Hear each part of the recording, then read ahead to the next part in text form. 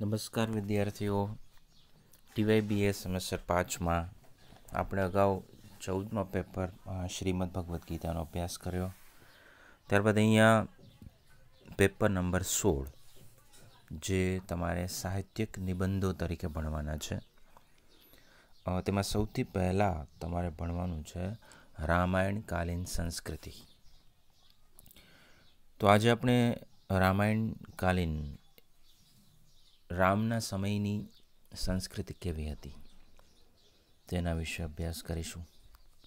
તો સંસ્કૃતિ એ આપણને મળેલો એક અમૂલ્ય વારસો છે જે આપણને પેઢી દર પેઢી પ્રાપ્ત થતો આવે છે અને એનાથી આપણે ગૌરવ અનુભવીએ છીએ. દરેક વ્યક્તિને પોતાની સંસ્કૃતિનું ગૌરવ હોય અને એટલા માટે જ આપણે હંમેશા આપણી સંસ્કૃતિને બચાવવા માટે, તેને જાળવી રાખવા માટે હંમેશા પ્રેરાતા હોઈએ છીએ.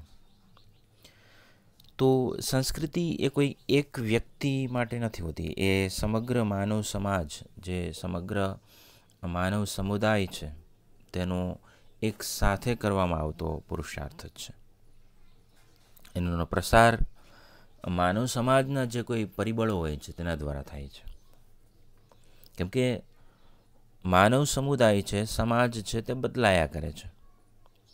તેની એ રીતો બદલાય, તેની જીવનની શૈલી બદલાય, પરંતુ તેની સંસ્કૃતિ છે તે હંમેશા તેવી ને તેવી રહે છે. તેનું જે ઝરણું હોય છે તે સતત વહ્યા કરે છે. જોકે સંસ્કૃતિ એ આપણી સંપત્તિ નથી, એ એક વૈશ્વિક મૂડી છે. હજારો વર્ષોથી ચાલી આવેલી ભારતીય સંસ્કૃતિના કાળક્રમે તેમાં થોડા ઘણા પરિવર્તનો થયા છે, પણ કોઈ વિશેષ પરિવર્તનો ન કહી શકાય તેને. રામાયણ અને મહાભારત જેવા જે વીર રચિત કાવ્યો છે એ તે સમયનું જે સમાજ હોય એનું દર્શન અને સાથે સાથે સંસ્કૃતિનો પરિચય કરાવે છે. અને એમાં રામાયણ સવિશેષ કાવ્ય છે, પરંતુ મહાભારત તો કાવ્ય ઉપરાંત ઇતિહાસ છે, પુરાણ છે, ધર્મશાસ્ત્ર છે વગેરે બધા નામોથી પ્રસિદ્ધ છે. વાત કરીએ રામાયણની, તો રામાયણ કાવ્ય છે તે 7 કાંડોમાં વિભક્ત છે. અગાઉ FYBAમાં તમે જ્યારે બાલકાંડનો અભ્યાસ કર્યો ત્યારે આ વિશે આપણે ચર્ચા કરી લીધી હતી.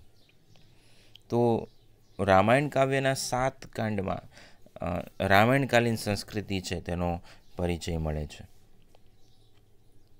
રામાયણકાલીન સંસ્કૃતિ એનો આ શબ્દ જોવા જઈએ તો એ પ્રમાણે પ્રથમ રામાયણના સમય વિશે આપણે જાણવું જોઈએ. તો પરંપરાગત મતે રામાયણ છે તે ત્રેતાયુગમાં થઈ એવું આપણે માનીએ છીએ. આપણે ત્યાં 4 યુગો, સૌથી પહેલો સત્યયુગ, સતયુગ, બીજો ત્રેતા, ત્રીજો દ્વાપર અને ચોથો જે અત્યારે ચાલી રહ્યો છે તે કલિયુગ. તો જો રામાયણ ત્રેતાયુગમાં થઈ હોય, રામ ત્રેતાયુગમાં અવતાર લીધો હોય રામે, તો ત્રેતાયુગનો સમય છે તે ઈસવીસનની પહેલાં નો માનવામાં આવે છે. એટલે કે ઈસવીસન પહેલાં 8,77,100 વર્ષ પહેલાં રચાયું હતું, ત્રેતાયુગની વાત કરીએ તો. પરંતુ આ સમય નિર્ધારણ છે વિદ્વાનો માટે સ્વીકાર્ય નથી. રામ એટલા સમય પહેલાં થયા હશે, પણ રામાયણની રચના ત્યારે થઈ હશે ત્યારે ને ત્યારે તે જ સમયે, એવું વિદ્વાનો માનતા નથી. તો ઘણા બધા સંશોધનો થયા, એના આધારે રામાયણને ઈસવીસન પૂર્વેની 5મી સદી પહેલાંનું મનાય છે. કેમ કે 5મી સદી પહેલાં અસ્તિત્વ ધરાવતા અયોધ્યા, કૌશાંબી, કાન્યકુબ્જ અને કામ્પિલ્ય જેવા સ્થળોનો રામાયણમાં ઉલ્લેખ છે.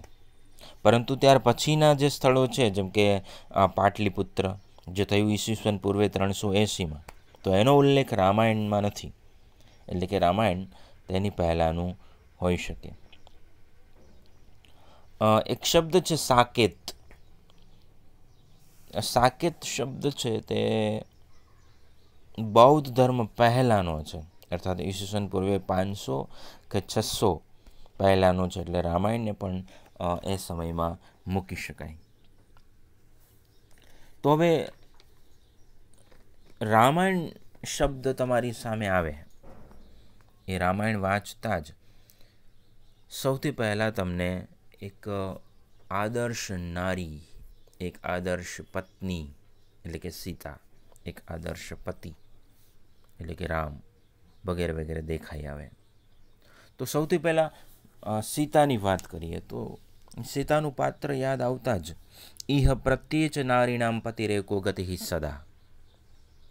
તો સીતાનું એવું માનવું છે કે નારી છે એની ગતિ માત્ર તેના પતિની પાછળ જ હોય. અગાઉ આપણે ભણી પણ ગયા કે સીતા, નારદ જ્યારે સંક્ષિપ્ત રામાયણ સંભળાવે છે વાલ્મીકીને, ત્યારે એ સીતાના ગુણોનું વર્ણન કરતાં કહે છે કે જેવી રીતે રોહિણી ચંદ્રનું અનુસરણ કરે તેમ સીતા રામનું અનુસરણ કરતા.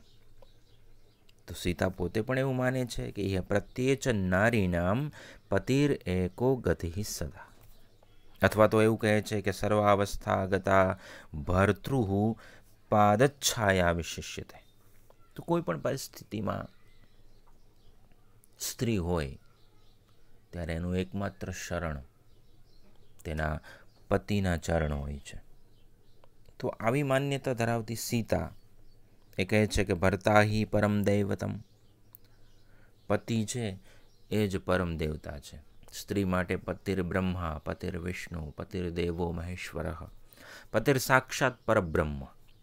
તેના માટે બ્રહ્મા, વિષ્ણુ, મહેશ, પરબ્રહ્મ એ પતિ જ છે, તેનું સર્વસ્વ એ છે. તો એ એનો જીવન મંત્ર છે. પિતુર્હિ વચન કુર્વન્ના કશ્ચિન નામ હીયતે, એને ખાતર રામ છે તે વનમાં ગયા. એના માટે પુત્ર માટે પિતા છે એનું વચન જ સર્વોપરી છે. તો એના માટે વનવાસના દુઃખો સહન કરવા પડે તો પણ તે કરવા, અને એટલા માટે રામે તે સહન કર્યા છે. લક્ષ્મણની વાત કરીએ તો તેની અંદર ભ્રાતૃપ્રેમ છે તે છલકાઈ આવે છે.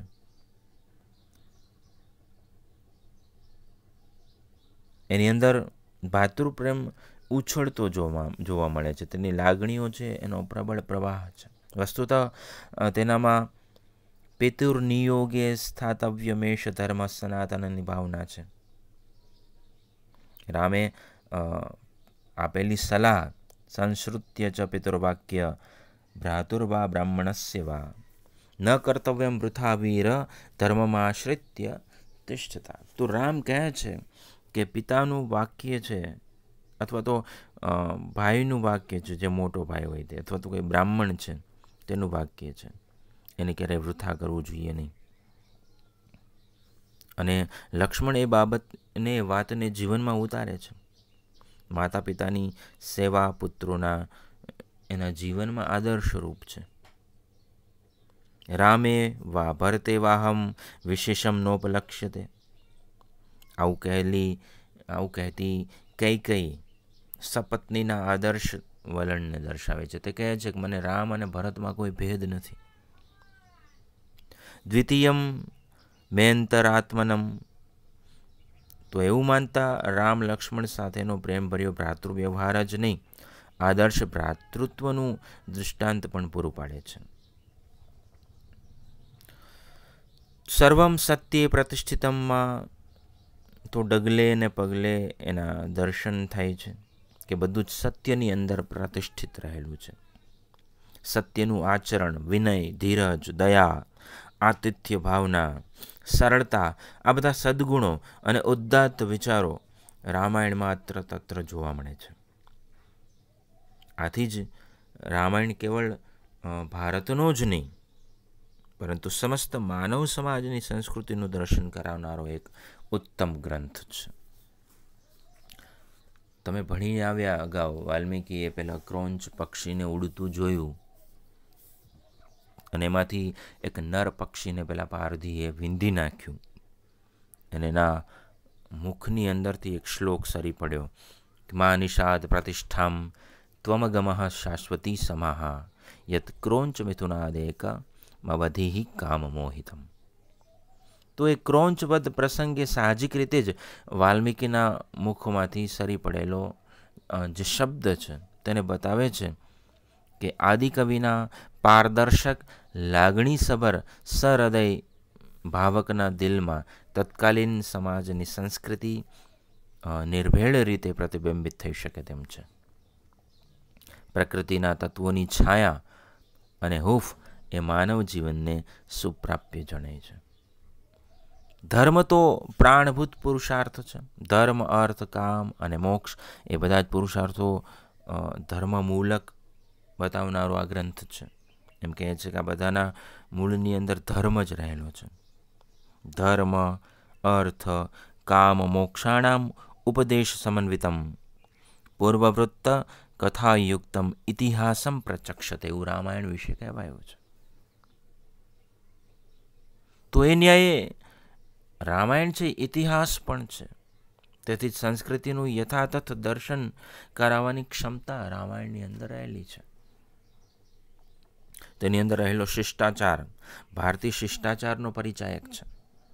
તમે જુઓ કેટલા બધા શિષ્ટ વ્યવહારો છે. રામનો માતા પિતા પ્રત્યેનો વ્યવહાર, તેના ભાઈઓનો રામ પ્રત્યેનો વ્યવહાર, સીતાનો રામ પ્રત્યેનો વ્યવહાર કેટલો શિષ્ટ છે.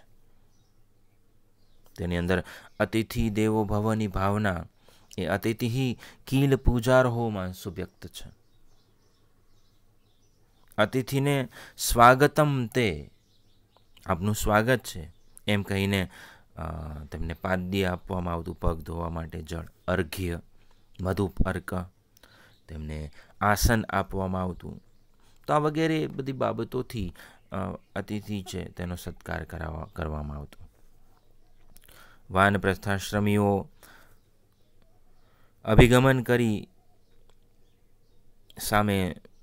સામે જઈ અને જળ, મૂળ, કંદમૂળ મતલબ ફળ ફૂલ આદિથી આતિથ્ય કરતા. પ્રાપ્તાનામ તથિનામ ચ નિત્યશઃ પ્રતિપૂજનમ. જીવન ધર્મ હોવાથી વ્યક્તિની ગેરહાજરીમાં તેની જવાબદારી પત્નીના શિરે રહેતી. એટલે કે પતિ કે ઘરનો માલિક છે જે ઘરમાં હાજર ન હોય ત્યારે સ્ત્રી છે એ આતિથ્ય સત્કાર કરતી. આતિથ્ય બાદ કુશલ પ્રશ્ન, પહેલાં આતિથ્ય થાય એટલે કે અગાઉ જે કહ્યું તે પાદ્ય, અર્ઘ્ય, મધુપર્ક, આસન એ બધું આપ્યા પછી કુશળતા માટે પ્રશ્ન પૂછવામાં આવતા. આપણે ત્યાં મહેમાન આવ્યા હોય તો સૌથી પહેલાં આપણે એને બેસવા માટે કહીએ અને પાણી પીવડાવીએ, પછી પૂછીએ કે બધા ઘરે મજામાં તો છે ને. તો અતિથિના પદ કે ગૌરવ પ્રમાણે તેનું આતિથ્ય થતું. એ અતિથિ કોઈ રાજા હોય તો એનું એ પ્રમાણે, કોઈ બ્રાહ્મણ હોય તો એ પ્રમાણે એનું આતિથ્ય થતું. બીજી વાત કે દરેક પ્રસંગે અભિવાદન એટલે કે પ્રણામ. હવે પ્રણામમાં ક્યારેક દંડવત, લાકડીની જેમ જમીન ઉપર પડી જવું, તે દંડવત નમન. ત્યારબાદ પ્રાંજલિ. પ્રાંજલિ એટલે બે હાથ જોડીને અંજલિપૂર્વક સન્માન દર્શાવવામાં આવતો. વડીલોને નામોચ્ચાર સાથે પ્રણામ થતા, એટલે એનું નામ લઈને પ્રણામ કરવામાં આવતો. જે મિત્રો હતા એટલે અથવા તો જે સમાન વયના હોય એ એવા સંબંધીઓને લોકો ભેટતા અને એમનું સ્વાગત કરતા. સંતાનોને ગાઢ આલિંગન આપીને વડીલો એમનું મસ્તક સૂંઘતા. ઉપાઘ્રાસ્યામિ તે મૂર્ધની સ્નેહસ્યેષા પરાગતિ. રામ દશરથ, ભરત રામ, રામ હનુમાન વગેરેના મિલનના પ્રસંગો તેના દૃષ્ટાંતરૂપ છે. આનંદના પ્રસંગોએ પત્ની દ્વારા પતિને આલિંગન કરાતું અને એ સ્વાભાવિક મનાતું. ખરદૂષણ સાથેના યુદ્ધમાં રામની ક્ષેમ કુશળતા અને સ્વસ્થતા જોઈ સીતા એકદમ આનંદમાં આવી ગઈ અને હર્ષોલ્લાસના અતિરેકમાં તે રામને ભેટી પડે છે. બભૂવ દૃષ્ટા વૈદેહી ભર્તારમ પરિશસ્વજે. જ્યારે દુઃખ આવી પડતું તો દુઃખનો આવેગ પ્રકટ કરવા માટે છાતી અથવા ઉદર છે તેને પીટવામાં આવતું. દુઃખના આવેગમાં ઉદર પીટતી સીતા કે શૂર્પણખા દુઃખના આવેગને વ્યક્ત કરવાની રીત દર્શાવે છે. પુરુષો છે તે સૌહાર્દ પ્રગટ કરતા, હસ્તપીડન એટલે કે હાથ મિલાવી અને હાથને સહેજ દબાવો, કર ગ્રહણ કરતા, જમણા હાથે સ્પર્શ કરવો તે પ્રેમ દર્શક મનાવતું. એટલે કોઈ પણ સાથે જ્યારે હાથ મિલાવવામાં આવતો ત્યારે મોટે ભાગે જમણો હાથ છે તે આગળ કરવામાં આવતો. ત્યારબાદ જે કંઈ વિદાયના પ્રસંગો છે એમાં જે નાનાઓ હોય તે મોટાઓ પાસે અનુમતિ માગે ત્યારે મંત્રોચ્ચારપૂર્વક આશીષ આપી મસ્તક સૂંઘવામાં આવતું. સ્વસ્તિ વાચન કરવામાં આવતું. સ્વસ્તિ એટલે કલ્યાણ, એટલે એના કલ્યાણની કામના કરવામાં આવતી. થોડે દૂર સુધી વળાવવામાં આવતા. એટલે કોઈ જતું હોય બહાર ત્યારે લોકો તેની સાથે થોડે સુધી એ ગામના ઝાપા સુધી અથવા સીમાડા સુધી તેમને વળાવવામાં આવતો. કારણ કે યમિચ્છેત પુનરાયાતમ નૈવ દૂરમ અનુવ્રચેત ગચ્છતુ ભવાન પુનર્દર્શનાય એવી ભાવના છે એ વિદાય પાછળ રહેતી. તેથી જ કૌશલ્યા રામને કહે છે કે શ્રેયસે વૃદ્ધયેતાત પુનરાગમનાય ચ ગચ્છસ્વ. જો આપણે ગુજરાતમાં પણ એવી જ પરંપરા છે. આપણે ત્યાંથી કોઈ જતું હોય તો આપણે એવી એના પુનરાગમનની કામના કરીએ. એટલા માટે આપણે એને કહીએ છીએ આવજો. આપણે ક્યારે એવું નથી કહેતા જાઓ, આવજો એટલે જઈને પાછા આવો, એટલે પુનરાગમનાય, ફરી પાછું આવવા માટે તમે જાઓ. એટલા માટે આપણે કહીએ છીએ આવજો. મહારાષ્ટ્રની પરંપરા એવી છે, ત્યાં એવું કોઈ કહેતું જ નથી કે હું જાઉં છું. ત્યાં બહાર જનાર વ્યક્તિ એમ કહે છે મી યત્તો, એટલે હું આવું છું. આપણે પણ ઘણીવાર કોઈને કહીએ ને કે હમણાં આવું હો, એમ કહીને આપણે બહાર જઈએ છીએ, હમણાં આવું, અથવા હું સાંજે આવી જઈશ, અથવા કાલે આવી જઈશ, અથવા કોઈ સમય નિર્ધારિત કરીએ છીએ આપણે પાછું આવવા માટે, સાવ જવા માટે નહીં. તો રામાયણકાલીન સમાજમાં પણ એવી સંસ્કૃતિ આપણને જોવા મળે છે. તે જનાર વ્યક્તિના પુનરાગમનની કામના કરવામાં આવતી. રાજા પ્રજાજનો, સભાસદ અને બ્રાહ્મણોના સન્માનને પાત્ર હતો. તો રાજાને પ્રજાજનો માન આપતા, તેના સભાસદો માન આપતા, અને બ્રાહ્મણો પણ રાજા છે તેને સન્માન આપતા હતા. અને એટલા માટે વર્ધસ્વ એમ કહી અને એમનું અભિવાદન કરવામાં આવતું. હે રાજા, તો વૃદ્ધિ પામ. રાજાની પ્રદક્ષિણા પણ કરતા, તેમના ચરણ સ્પર્શ થતા, અંજલિ વગેરે દ્વારા રાજાનું, અંજલિ એટલે બે હાથ જોડીને રાજાનું અભિવાદન થતું. રાજાને મળવું હોય તો એમને સીધું કોઈ રાજા સુધી પહોંચી શકતો નહીં. તેના માટે પહેલાં પ્રતિહારીને મળવું પડતું. તો રાજાની મુલાકાત માટે પ્રતિહારી દ્વારા અનુમતિ મેળવવી પડતી. પરંતુ કોઈક વિશેષ વ્યક્તિ હોય, જેમ કે સુમંત્ર, જે રાજાના ખાસ વ્યક્તિ હતા, દશરથના મંત્રી હતા, અથવા તો ગુરુ જેમ કે વશિષ્ઠ, તો આના જેવા કોઈ વૃદ્ધ કે ગુરુ કે પુરોહિત એ મુક્ત રીતે અનુમતિ લીધા વગર જ અંદર પ્રવેશી શકતા અને રાજાને મળી શકતા. જે પટરાણી કહેવાતી એને રાણીઓમાં શ્રેષ્ઠ સ્થાન અપાતું. પરંતુ કઈ જેવી જે વાવાતા એટલે કે માનીતી રાણી છે, તે બહુપત્ની સમાજમાં વિશેષ અધિકારો ભોગવતી હતી. એટલે કે રાજા પોતાની બીજી પત્નીઓ કરતાં તેને વિશેષ મહત્વ આપતો. એટલે કે એ સમયે બહુપત્નીત્વ અસ્તિત્વમાં હતી. એક પતિની એક કરતાં વધારે પત્નીઓ હતી. વયમાં, ઉંમરમાં વધારે હોય તેવા, એટલે કે વયોવૃદ્ધ કે પૂજનીય વ્યક્તિઓને ભવાન અથવા તો ભગવન એવું કહીને બોલાવવામાં આવતા. ભવાન એટલે આપ, તમે. સામાન્ય વ્યવહારમાં ત્વમનો પ્રયોગ થતો હતો. ક્યારેક વિશિષ્ટ સ્નેહ દર્શાવવા માટે પણ ત્વમનો પ્રયોગ થતો હતો. ત્વમ એટલે આમ ગુજરાતી આપણે એનો મતલબ કરીએ તું, તો તું છે એ ક્યારેક પોતાનાથી મોટી વ્યક્તિને પણ કહેવામાં આવતું,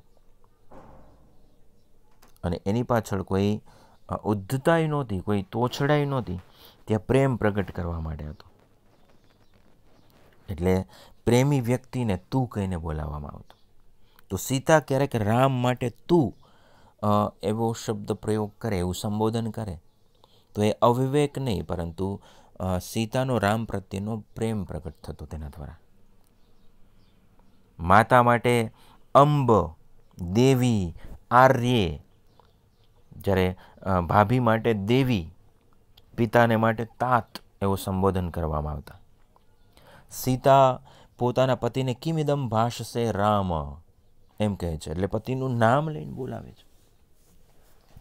આજે પણ આપણા સમાજમાં હજી ઘણી બધી જગ્યાએ પત્નીઓ છે પોતાના પતિનું નામ લઈને તેનું સંબોધન નથી કરતી, અને પતિ પણ મોટે ભાગે પત્નીને દેવી, ભદ્રે, કલ્યાણી, હે મનસ્વિની, હે બાલે, અઈ ભીરુ, ચારુસ્મિતે, મદિરેક્ષણે એવા સંબોધનો પત્નીને પ્રેમપૂર્વક કરતો. રોજબરોજના જીવનમાં સત્યપરાયણતા, શિષ્ટતા, નમ્રતા, સત્ય, પ્રતિજ્ઞતા, આ બધી બાબતોને મહત્ત્વ આપવામાં આવતું.